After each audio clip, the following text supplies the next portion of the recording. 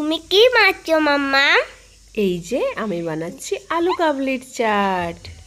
কি কি দেবে? এই যে আমি সব গুছিয়ে নিয়েছি পরপর।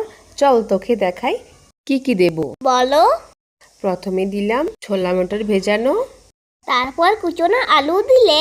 হ্যাঁ, তারপরে দিলাম পেঁয়াজ, ধনেপাতা, কাঁচা লঙ্কা কুচো করা ছিল সেটা।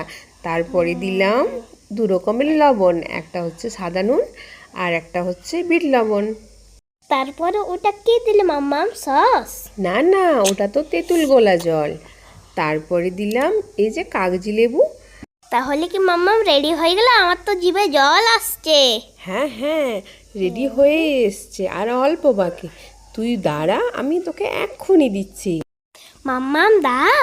দাঁড়া, ভাজা মশলাটা উপর দিয়ে ছড়িয়ে দি, না হলে তো টেস্ট আসবে না। মাম্মাম আর কিছু লাগবে না? হ্যাঁ, তার উপর থেকে দেখ চানাচুর দেব, তারপরে দেব স্যাও ভাজা, তারপরে দেব ভাজা মটর। তাহলে এর টেস্টটা আরও ভালো লাগবে। এইগুলো তো আমার ফেভারিট। আমি তো জানি। তাড়াতাড়ি দাও।